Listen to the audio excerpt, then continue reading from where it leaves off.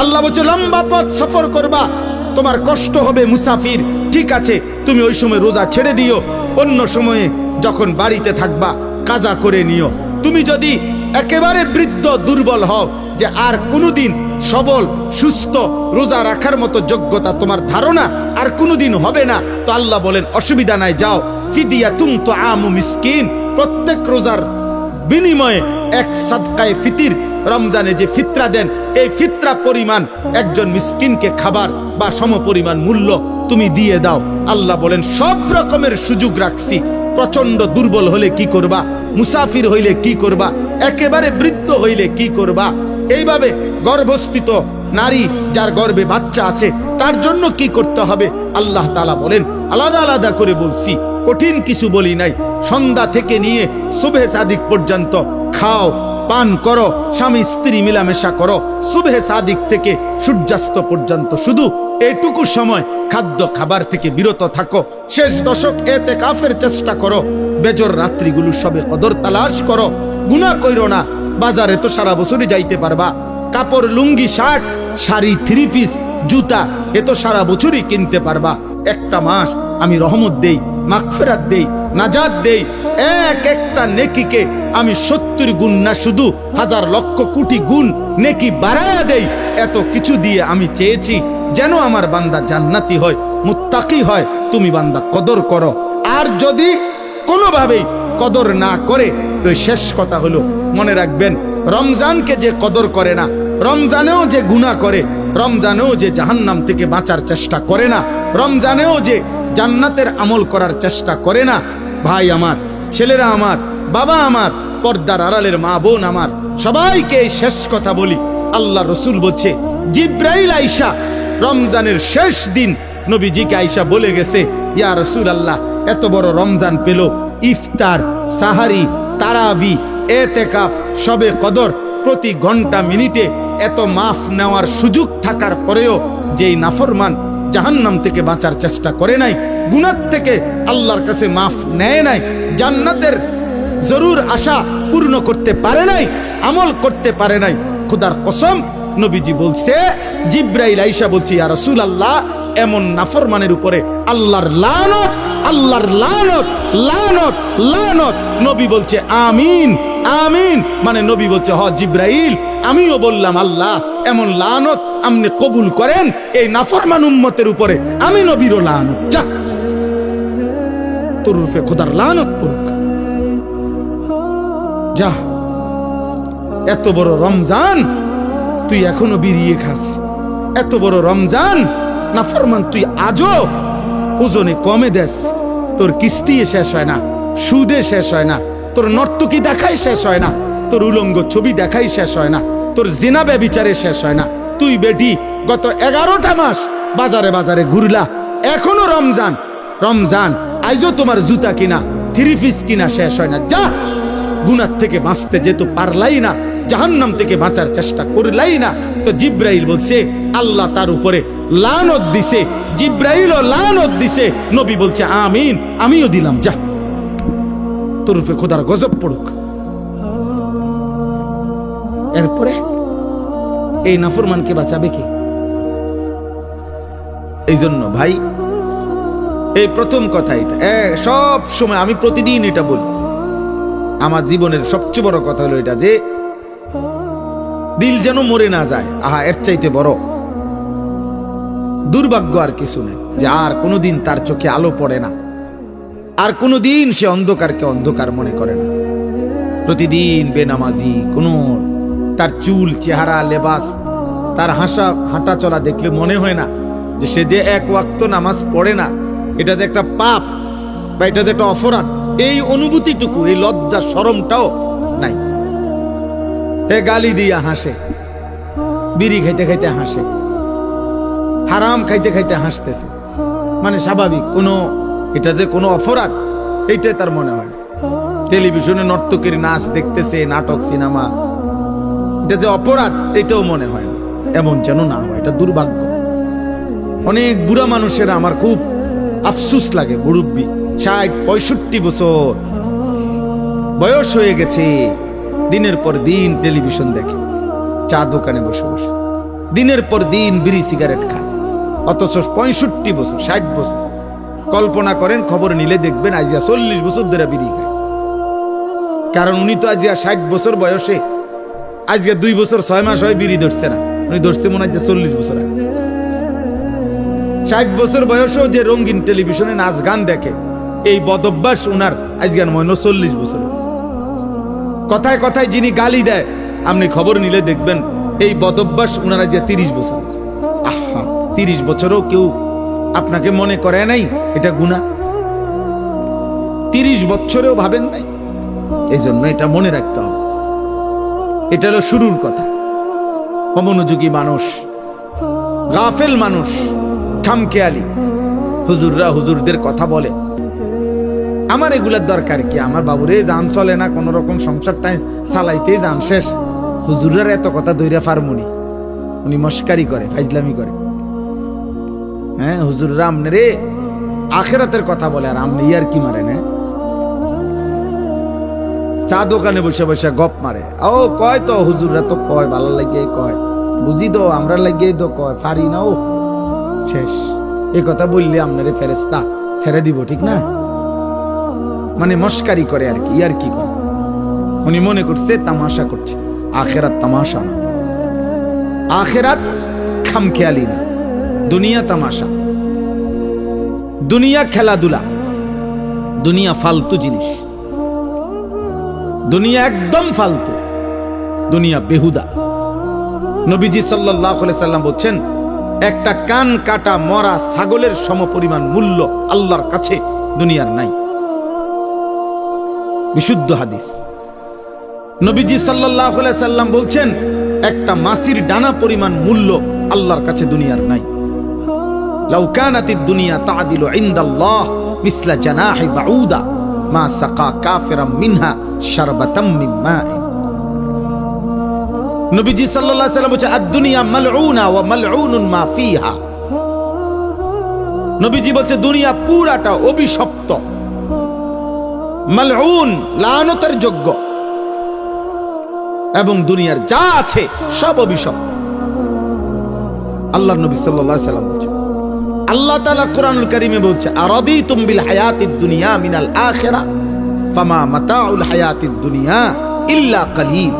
বান্দা, তোমরা বুঝি আখিরাতকে বাদ দিয়ে দুনিয়া পেয়ে খুশি হয়ে গেলা? শুনো, আখিরাতের তুলনায় দুনিয়া সামান্য, সামান্য। আল্লাহ তাআলা বলছে, ওমাল হায়াতুদ দুনিয়া ইল্লা মাতাউল গুরুর। দুনিয়ার জীবন আর কিছু নয়, শুধুই ধোঁকা। গুরুর মানে ধোঁকা। আল্লাহ বলছে, যিনি বানাইছেন তিনি। কোম্পানি বলতেছে এটা 2 নম্বর, কোম্পানি নিজে বলতে আছে এটা 2 নম্বর। আপনি কৃত্রিম এরকম কারমাকারি করেন। কোম্পানি বলতেছে এটা ভালো না, টেকসই না, বেশি দিন টিকবে না। যিনি সৃষ্টি করেছেন তিনিই বলতেছেন। দুনিয়া সৃষ্টি করেছেন কে? তো তিনিই বলছেন এটা টিকবে না। অতএব আমরা যারা প্রত্যেকে একজনই বুঝেন, একজন, তা আমি একজনকেই বললাম, আমরা মুসলমান, আমাদের জীবনের সব আয়োজন আখিরাতকে সামনে রেখে। আমার হাসি, আমার কান্না, আমার আবেগ, আমার অনুভূতি, আমার রাত, আমার দিন, আমার সকাল, আমার দুপুর, আমার ব্যক্তি জীবন, আমার ঘর, আমার সংসার, আমার জীবন, আমার যৌবন, আমার আয়, আমার উপার্জন, আমার বাজার, আমার ব্যবসা, আমার রোজগার, আমার কামাই, আমার দেশ, আমার রাষ্ট্র, আমার রাজনীতি, আমার ক্ষমতা, আমার সব কিছু আখিরাতের জন্য। কিসের জন্য? আখিরাতের জন্য, আখিরাতের জন্য। রাষ্ট্রের সেবায় কিছু করব, তাও আখিরাতের জন্য। ঘরের বিবি বাচ্চার সেবায় কিছু করব, তাও আখিরাতের জন্য, আখিরাতের জন্য। এক মুসলমানের জন্য কেউ না মানুক, গোটা পৃথিবী যত চাকচিক্যই দেখাক, সত্যিকার মুমিনের কাছে আখিরাতই আসল। ওয়ালা দারুল আখিরাতু খায়রুল লিল্লাযিনা ইয়াত্তাকুন। আল্লাহ তাআলা বলেন, আখিরাতের ঘর সমস্ত মুত্তাকি, আল্লাহকে যারা ভয় করে তাদের জন্য আখিরাতের ঘর জান্নাতি, খায়রুন, উত্তম। ওয়া ইন্নাদ দারাল আখিরাতা লাহিয়াল হায়াওয়ান। আল্লাহ বলে আখিরাতের ঘর জান্নাতি হচ্ছে প্রকৃত অর্থে জীবন, বেঁচে থাকার সার্থকতা, লাইফ, জীবন, হায়াত আখিরাত। দুনিয়া কোনো বেঁচে থাকার সার্থকতাই নাই। 1 কোটি টাকার দামের গাড়ি হোক, 100 কোটি টাকা দামের বাড়ি হোক, যিনি বানাইছেন তিনি নিশ্চিত জানেন এখান থেকে তাকে একদিন চলে যেতে হবে। তাহলে মৃত্যু যার ঘাড়ের কাছে, অ্যাক্সিডেন্ট যার পাশে পাশে, অসুস্থতা আর দুর্বলতা যার সঙ্গী, তার আবার আনন্দ কি? আনন্দ কি? গাড়ির দাম 1 কোটি টাকা হোক না, অ্যাক্সিডেন্ট তো সঙ্গী। হায়াত যত স্বাস্থ্যবানই হোক না কেন, মৃত্যু তো আমার সঙ্গী। তাহলে মৃত্যু যার সঙ্গী, অ্যাক্সিডেন্ট, দুর্ঘটনা, বিপদ আর মুসিবত, অসুস্থতার দুর্বলতা যার সঙ্গী। ভাই তোমরা একটা ছেলে গিয়ে এই কাছের ছেলেগুলারে আওয়াজটা থামাও না। তোমরা বুঝের কোনো ছেলে যার কথা বললে শুনবে এমন 2জন ছেলে যাও না ভাই। এখানে যে ছেলেগুলো কথা বলতেছে অগরে দূরায় দাও না, সরায় দাও না। আশ্চর্য! আহারে মুসলমানের বাচ্চা, অভিভাবক শূন্য। আমরা প্রতিদিন এই পেরেশানি করি রে ভাই। অভিভাবকরা টোটালি মানুষের পরিচর্যা বাদ দিয়ে অভিভাবক শ্রেণী ব্যস্ত হইল ঘর, বিল্ডিং আর দালানের পরিচর্যা। উনি ব্যস্ত হইল এর চাইতে ভালো কাঠ সোফার জন্য কোথায় পাওয়া যায়, এর চাইতে ভালো ইট। আমি ওই দিন আমার একজনে বলতেছে, হুজুর মানে বিল্ডিং করব ক্যান্টনমেন্ট, আপনার কোথায়? ঢাকা ধামরাই, সুয়াজ ভাই আরো কোথায় জানি দূরে, কত মাইল দূরে। ওইখান থেকে হুজুর 1 নম্বর ইট সাইয়ান্স, 1 নম্বর ইট আনছে কি আপনার কত মাইল দূরের থেকে, বিল্ডিং যেন মজবুত হয়। সিমে আরে বালু আনছে গিয়া ওই ময়মনসিং থেকে, নিজে সারা রাত ট্রাকের লগে ছিল, যাতে করে বেটা 2 নম্বরে বালু না দেয়। 1 গাড়ি বালু হাতে 2 নম্বর দিলে আর কিতেই দিব। 1 গাড়ি বালু আনছে হুজুর, বিশ্বাস করে নিজে যাও নে একের জায়গা প্রায় 2700 টাকা লাভ হয়েছে। মানে এত খুশি জীবনে, এর চাইতে বড় পাওয়ার কি হইতে পারে যে আমি নিজে সারা রাত ট্রাকের লগে থাকার বরকতে আল্লাহ আমারে 2700 টাকা লাভবান করে দিছে। দুনিয়া ওনারে কেমন লাভ দিয়ে দিছে, সুবহানাল্লাহ। উনি এমন বুঝা বুঝছে ময়মনসিংহের থেকে নিজে গিয়ে ভালো আনছে। দুনিয়া এভাবে বুঝে। অভিভাবক শ্রেণীর ফিকির এটা। আমার একজনে বলছে, হুজুর পুরাটা বিল্ডিং এর বালু আস্তর করছি, একটা বালু ধন ছাড়া লাগাইনি, সবগুলো বালু আগে ধুইয়া লইছে, এরপরে আপনার শুকাইয়া এরপরে আস্তর করছে, যাতে করে 1 সুতা বালুর ভিতরে সামান্যতম কোনো লবণ কিছু না থাকে, বিল্ডিং যেন মজবুত হয়। ইসরাফিলের আব্বাও যদি ফু দেয় তাতে বিল্ডিং ভাঙবে না, এত পিওর বালু। না বালু তো একদম ধুইয়া লইছে না। তাহলে আমি বললাম যে মাশাআল্লাহ ভাই, আমি এদূর বুঝছি যে আপনি বালু মধ্যে যেন বালু না থাকে এই জন্য ধুইয়া লাইছেন। মানে সে কয় না যে ধুইছি এই জন্য যাতে বালু না থাকে, আপনি বালুরে কিটা ধুইলেন আমি বুঝলাম না। দুনিয়া এমন বুঝা বুঝছে। মুসলমান আপন ছেলে বরবাদ, 1 ওয়াক্ত নামাজ নাই, অভিভাবক জানেও না। ছেলেটা সারা দিন সারা রাত মোবাইলে কত নারী দেখে, কত উলঙ্গ ছবি দেখে, বাবা মার খবরও নাই। উনি আছে ময়মনসিংহতে বালু আনতেছে। নাইজেরিয়ান 1 নাম্বার লোহা কাঠ দিয়া ঘরের বিল্ডিং এর ফ্রেম দিছে, দরজার চৌকাঠ লাগাইছে, সব কিছু জানে। কোনখানের কাঠ, দরজার চৌকাঠ কাঠ কোনটা 1 নম্বর, পাল্লা কোনটা 1 নম্বর, ইট কোনানে 1 নম্বর, সিমেন্ট কোথায় 1 নম্বর, সব জানে। কিন্তু সন্তান কেমনে মানুষ করে, বাচ্চাটাকে কিভাবে আখিরাত শেখানো যায়, এ ব্যাপারে উনি কিছুই জানেন। এই ব্যাপারে ওনার কোনো প্রস্তুতিই নাই। অথচ 1 মুমিন, 1 ইমানদারের খোদার কসম মৃত্যুর পূর্ব মুহূর্ত পর্যন্ত, শেষ নিঃশ্বাস পর্যন্ত এক মুমিনের তার পরিবারের ব্যাপারে আখেরি চেষ্টা হলো আখিরাত। শেষ চেষ্টা হওয়া উচিত আখিরাত। আম কুনতুম শুহাদা ইয হাদারা ইয়াকুব আল মাউত ইয ক্বালা লিবানিহি মা তা'বুদুনা মিন বা'দি। কোরআনুল কারীমের মধ্যে আছে, আল্লাহ তাআলা বলেন, ইয়াকুব আলাইহিস সালাম তার 12 জন সন্তান, এই 12 জন সন্তান ইয়াকুব নবীর, ইয়াকুব আলাইহিস সালাম এর 12 জন সন্তান ছিল। ওই যে ইউসুফ বিনিয়ামিন, ওনারা 2 ভাই, আরো 10 ভাই পানিত ফেলা কূপে ফেলাইছে, যে 10 ভাই, এ কয়জন হলো? 12 জন।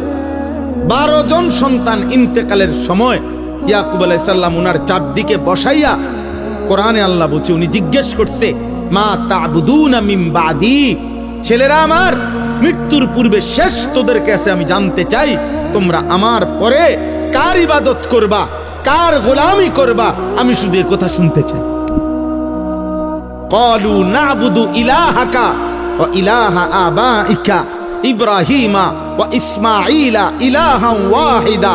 ছেলেরা বলল, আব্বা, যুগ যুগ ধরে আপনি যেই ইলাহের ইবাদত করতেন, আপনার পূর্বপুরুষ ইসহাক, আপনার পূর্বপুরুষ ইব্রাহিম, ওনারা ইসমাইল, ওনারাও যেই রবের ইবাদত করত, আমরাও মৃত্যু পর্যন্ত সেই রবের ইবাদতই করব।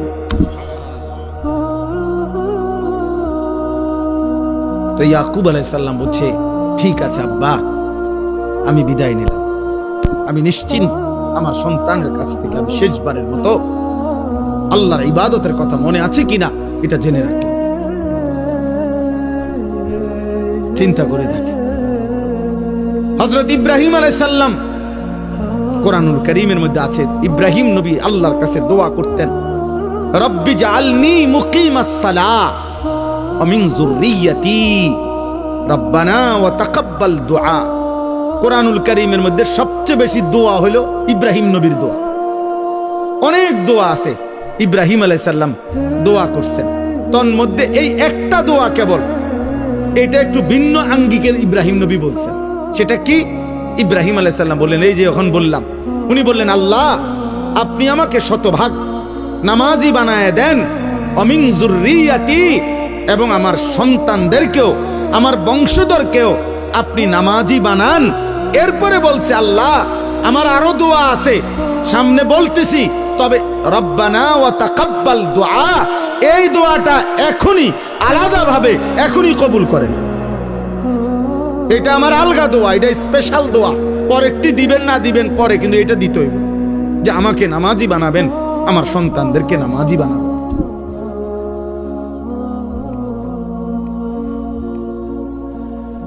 এক পিতার দোয়া এটা, এক পিতার স্বপ্ন, আমার ছেলে নামাজি হবে, আমার মেয়ে পর্দানসীন হবে, আমার স্ত্রী চরিত্রবান হবে, আর কিছু নাও যদি মিলে, খোদার কসম কোনো অসুবিধা নেই।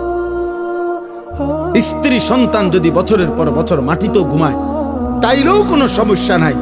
আর বদ্দিন আর নাফরমান যদি কারুনের খাটেও ঘুমায়, যদি কারুনের ধনভাণ্ডারও যদি পায়, অথচ নাফরমান, বেঈমান, বেনামাজি, বেহায়া, চরিত্রবান, অথচ সে কারুনের যত সম্পদ বেটা, ওই সম্পদ যদি তোমার সন্তান পায়, খোদার কসম ওইটা ব্যর্থ, ব্যর্থ, লানতের যোগ্য ছাড়া আর কিচ্ছু না বেটা, অভিশপ্ত, ওইটা অভিশপ্ত ছিল। আপনি সন্তান কিছুই পায় নাই, কারুনের সব রাখেন বাইর করে লই।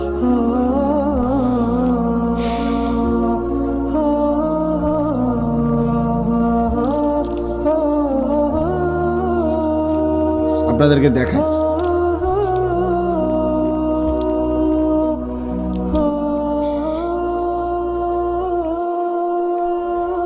মানে কোরআনুল কারীমের মধ্যে এই কারুনের ঘটনা আছে। তো ওই ঘটনার মধ্যে এই যে আছে যে কারুন যখন রাস্তা দিয়া বের হইতো, এই পরিমাণ ঠাটবাট, সহ্য, বীর্য, অহংকার এবং চাকচিক্য জাকজমক দিয়া কারুন বের হইতো, তো তাকে দেখে আশেপাশের মানুষরা আফসুস করত। আল্লাহ কোরআনে ডাইরেক্ট বলছে, আফসুস করতো আর বলতো, আহারে আল্লাহ যদি আমাগরেও কারুনের মতো একটু দিত। এই যে কোরআন শরীফে আছে সরাসরি, ফাখরাজা আলা কওমিহি ফি জিনাতিহি, কারুন তার সাজ সজ্জা জাকজমক নিয়ে বের হতো। তো ক্বালাল্লাযীনা ইউরিদুনাল হায়াতাদ দুনিয়া, যাদের হৃদয় শুধু দুনিয়ার লোভ ছিল, তারা বলতো, ইয়া লাইতা লানা মিসলা মা উতিয়া কারুন, আহা আল্লাহ যদি আমগরেও কারুনের মতো একটু দিত, তাহলে আমরাও একটু সুখে থাকতাম। খোদার কসম আল্লাহ বলে, এরপরে যেদিন আল্লাহ কারুনকে তার সমস্ত ঘর সম্পদ রাশি রাশি স্বর্ণরৌপ্য সহ জীবন্ত মাটির নিচে দাফন করে ফেলছে, ফাখাসাফনা বিহি ওয়া বিদারিহিল আরদা, তাকে তার ঘর সহ আল্লাহ জিন্দা মাটির নিচে দাফন করে দিছে এই নাফরমান বেঈমানকে। তখন কি হইল? ওয়া আসবাহাল্লাযীনা তামান্নাউ মাকানাহু বিল আমস ইয়াকুলুনা ওয়াইকা আন্নাল্লাহা ইয়াবসুতুর রিজকা লিমান ইয়াশাউ মিন ইবাদিহি ওয়া ইয়াকদির লাউলা আমান্নাল্লাহু আলাইনা লাখাসাফা বিনা। পরের দিন কারুনের এই নির্মম পরিণতি দেখে ওই গতকাল পর্যন্ত যারা আফসুস করত, তারা বলতো, আল্লাহ আপনার হাজার কোটি শুকর, আপনি যাকে যে দুর্মন চাইছেন এ দূর দিছেন, আল্লাহ আপনি দয়া করছেন, তার মতো আমাগরে দেন নাই, নাই তো আজকে তার সাথে তো আমরাও ডুবে যাইতাম, আমরাও তো মাটির নিচে ধসে যাইতাম। সরাসরি পরের দিন আফসুস করছে, হ্যাঁ আল্লাহ আপনি আমাগরে রক্ষা করছেন। এই ডাকাতের মতো, এই নাফরমান বেঈমানের মতো যদি আমগরেও দিতেন, আমরা তো ধ্বংস হয়ে যেতাম।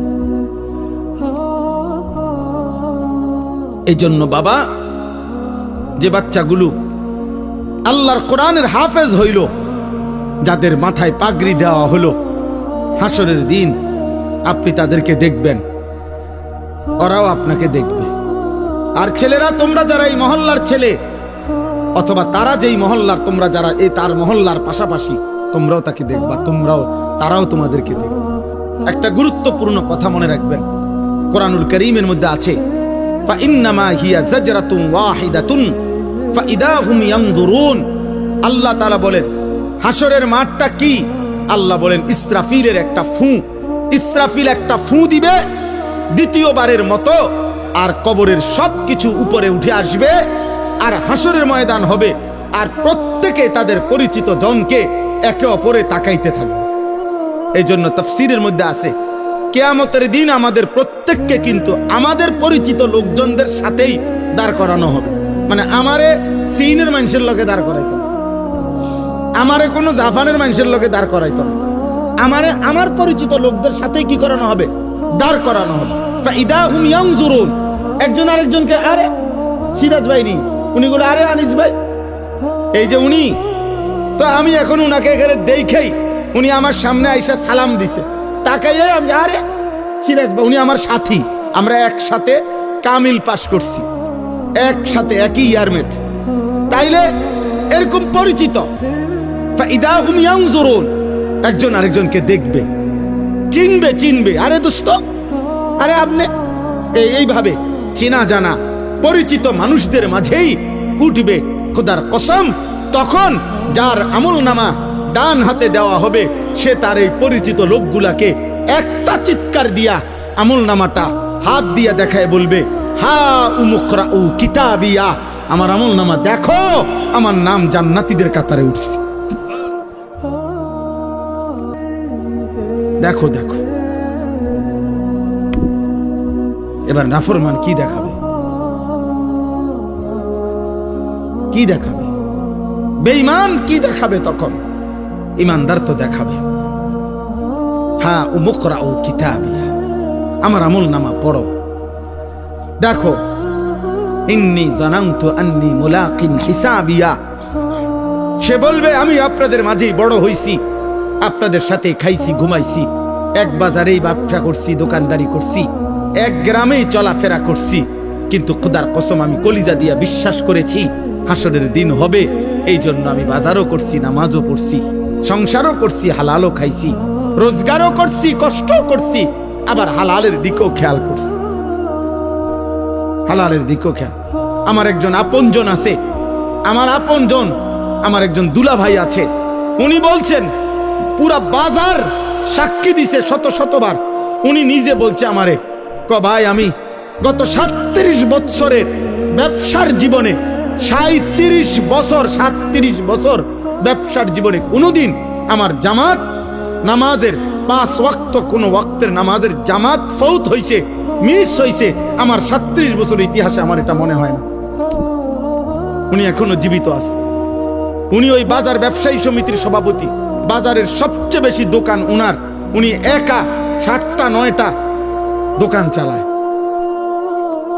24 ঘন্টা না, উনি 32 ঘন্টাও যদি বেচা কিনা করে, তার দোকানে 32 ঘন্টায় কাস্টমার আছে, কিন্তু তার জামাত মিছে। কিভাবে সম্ভব? মসজিদে যাইয়া জামাতে, বাজার মসজিদে নিয়মিত উনি টাইমলি হাজির। ইন্নী জানান্তু আন্নী মুলাকিন হিসাবিয়া। এজন্য ইমানদার বলবে, আমি জানতাম আখিরাত হবে, আমি জানতাম হিসাবের দিন হবে, এই জন্য আমি দুনিয়াও করেছি, আখিরাতও করেছি। আজকে তোমরা এখানে, আমি আর দেরি করছি না, অনেক রাত তোমাদের কাছে অনুরোধ করছি, প্রিয় ছেলেরা, বাবারা, আপনারাও পর্দার আড়ালের মা বোন, আল্লাহ তাআলা আমাদেরকে ঈমান দান করছেন, আল্লাহ আমাদেরকে কালিমা দান করেছেন। আমরা বলতে পারছি যে লা ইলাহা ইল্লাল্লাহ। আমি দিনাজপুর 2024 সালে এই 5ই আগস্ট যখন আপনার হাসিনা পলায়ন করে, দেশ যখন উত্তাল, তখন আমি দিনাজপুর ছিলাম তাবলিগের চিল্লায়। তখন আমি ওইখানে একটা ফ্যামিলির 2 ভাই, তারা হিন্দু 2 ভাই, তারা কালেমা পড়ে মুসলমান হয়েছিল আগে। তো তারা 2 ভাই আমাদের কাছে আইসা বলছিল, হুজুর আমাদের আব্বার বয়স 72 বছর, আমাদের আব্বারে যদি আপনারা একটু, আমারও বলছি হুজুর আপনি সহ একটু আসলে আব্বারে যদি একটাবার একটু বলতেন, কালিমার দাওয়াত দিতেন।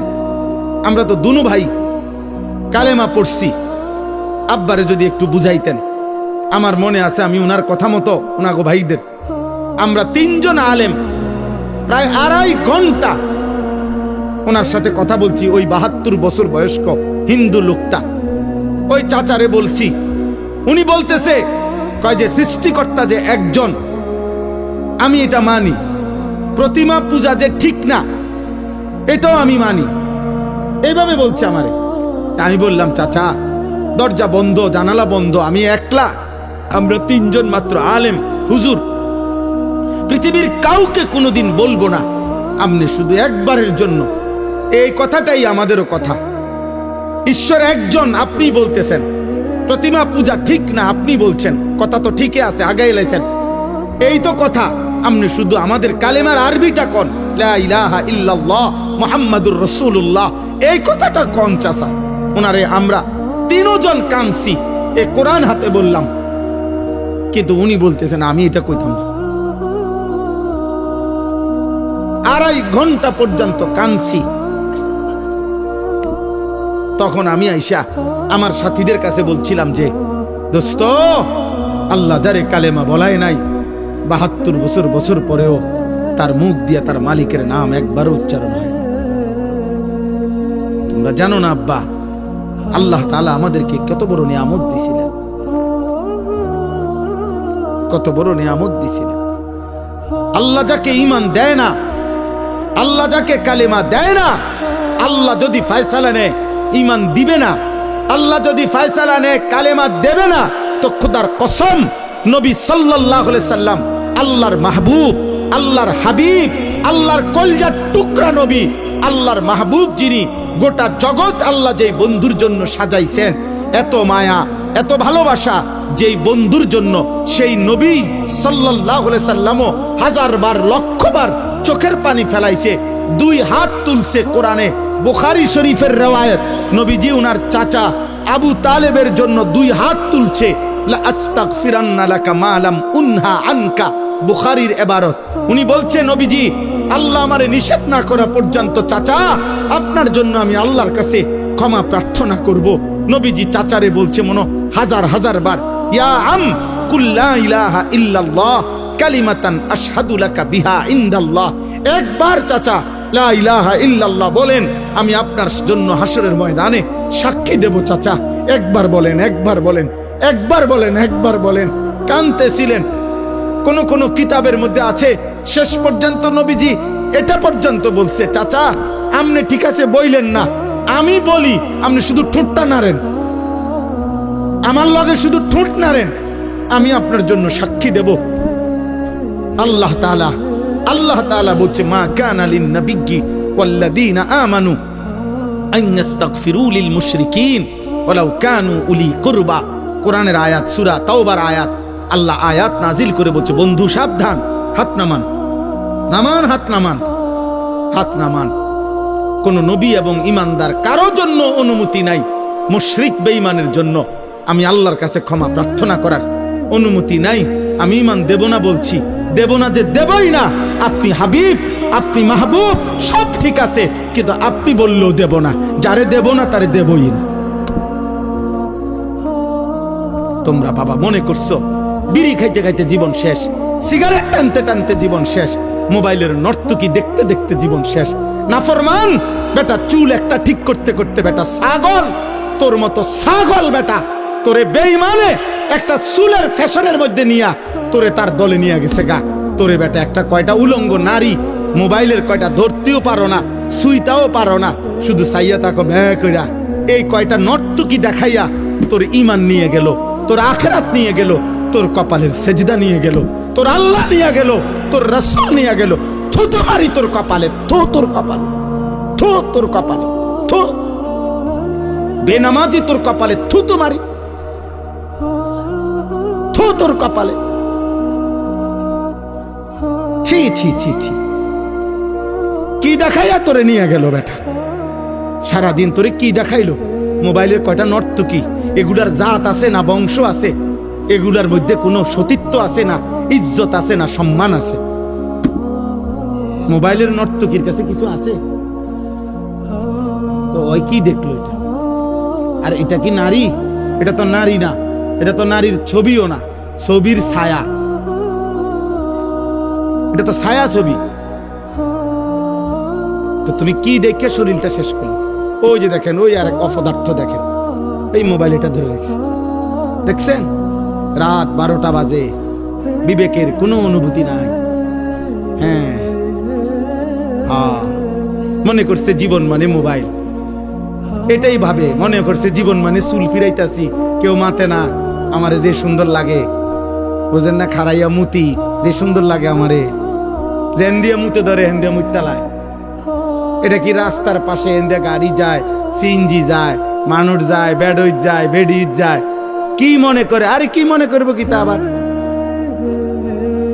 মনে করার কি আছে? মানুষ হইলে না ভাবতো, ইনসান হইলে না ভাবতো। তুমি একজনকে বলি নাই আব্বা, আল্লাহ তোমাকেও মাফ করে দেন।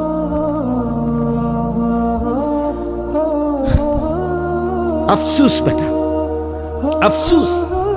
এই জন্য এই কথা মনে রাখবেন।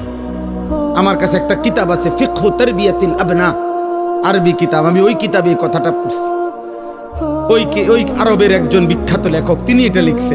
উনি বলছে, হে আল্লাহর বান্দা, তুমি জানো না আল্লাহ যাকে ঈমান দিছে তারে আল্লাহ কত বড় নিয়ামত দিছে। যারে দেয় নাই তার জন্য শ্রেষ্ঠতম রাসূল চাইও নিতে পারে না। আবু তালেব ঈমান আনছে, কথা বলেন না কেন? তাহলে নবী চায় নাই, কথা বলেন না কেন?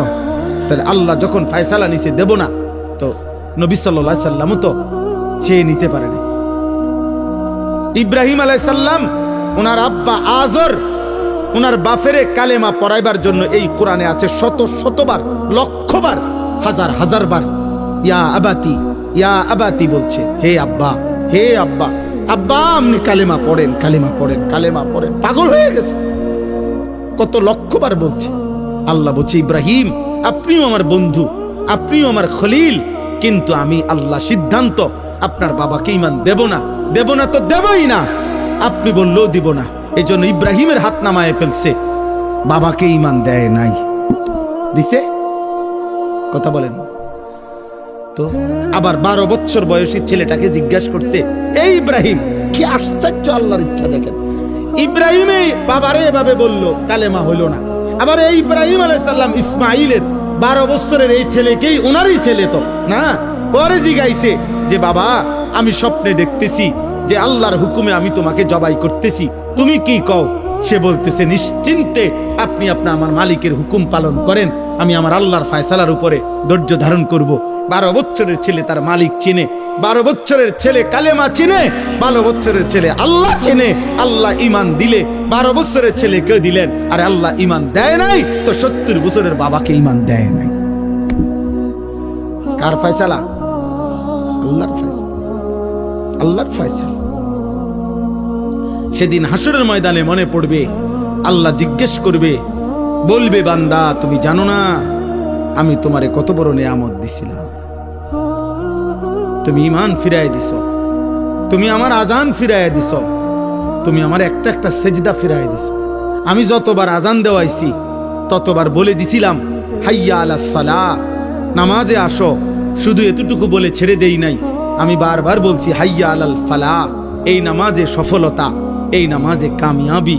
এটা তোমার ব্যর্থতা না, এটা তোমার দোকানের ক্ষতি করবে না, এটা তোমার ব্যবসার লস করবে না, এটা তোমার চাকরির ক্ষতি করবে না, এটা তোমার দুনিয়ার লস করবে না, বরং এটা তোমার দুনিয়াতেও সফলতা আনবে, আখিরাতেও সফলতা।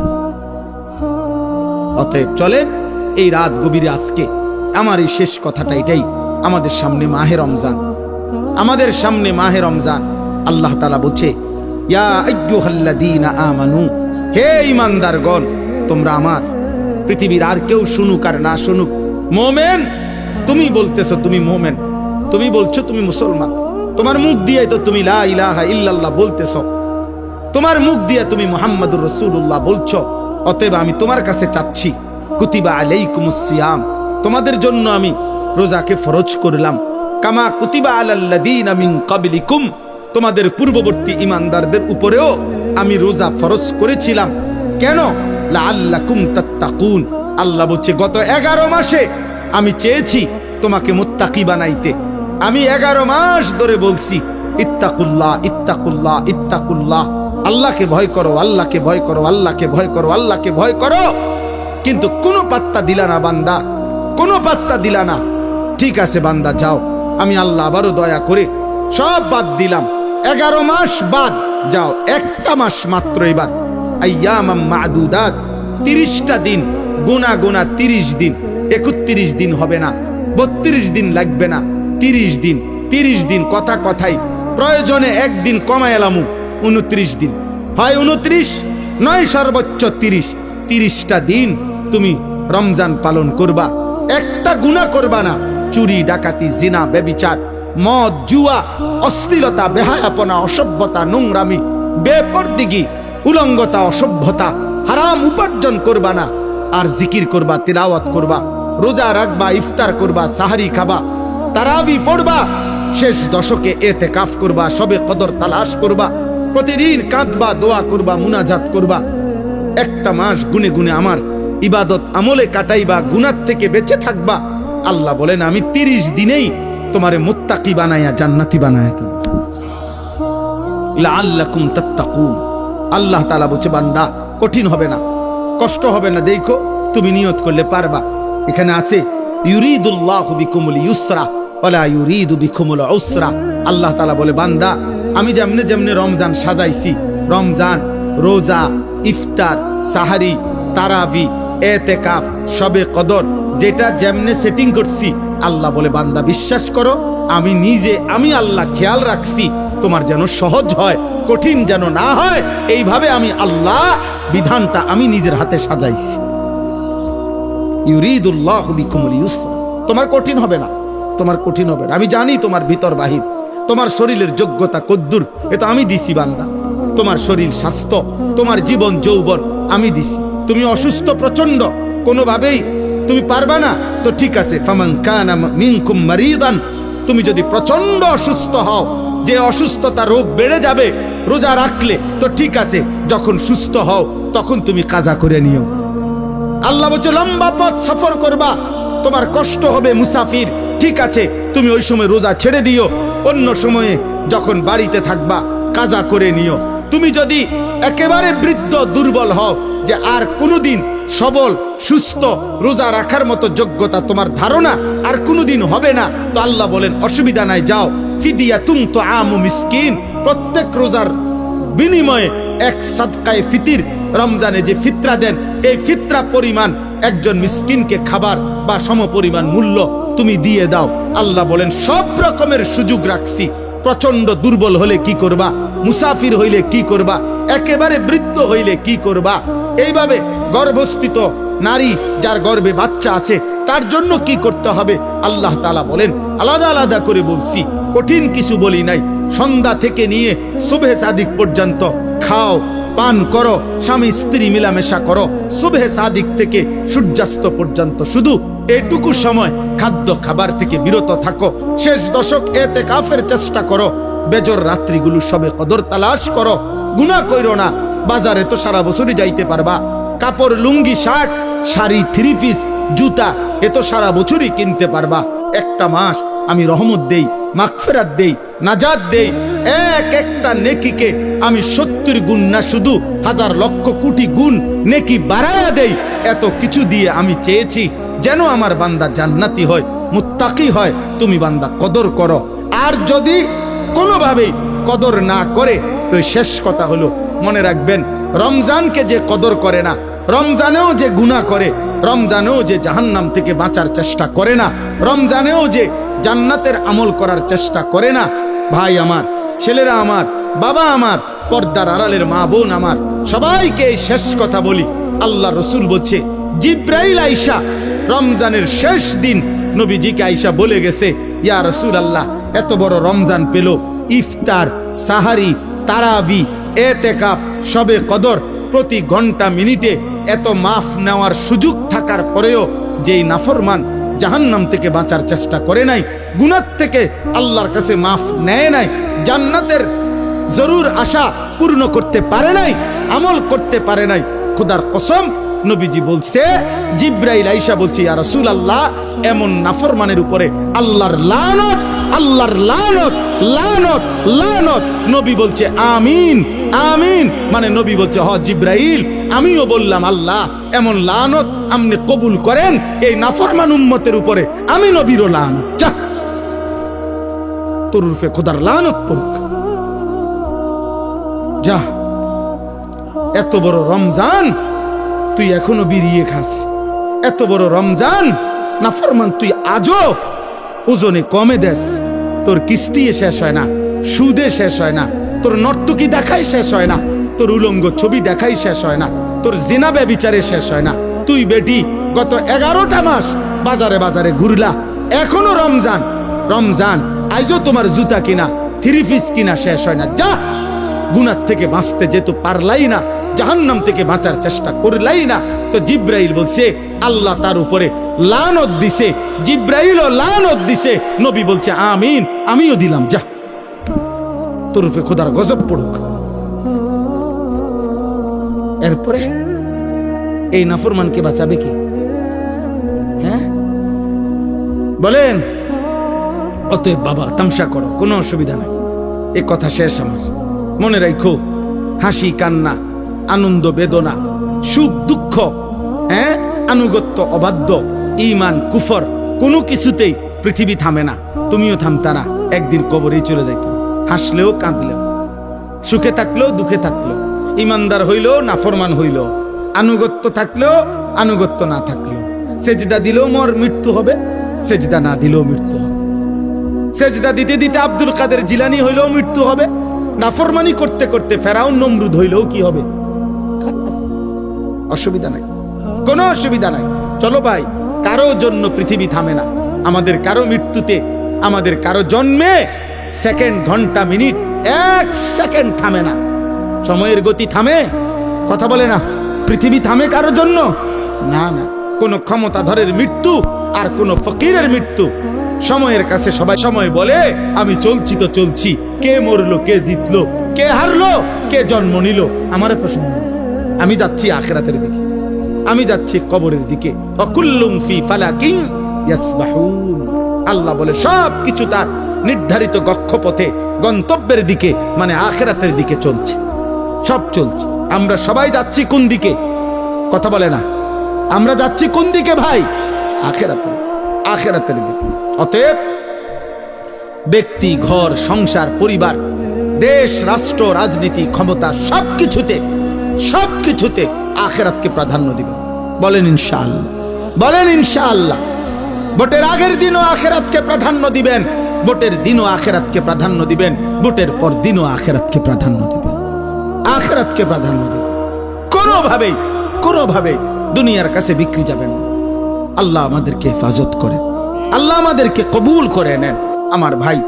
অতএব আলহামদুলিল্লাহ, আজকে এই মুবারক মাহফিলে অনেক কষ্ট করছেন আপনারা, এত লম্বা সময় সবর করছেন।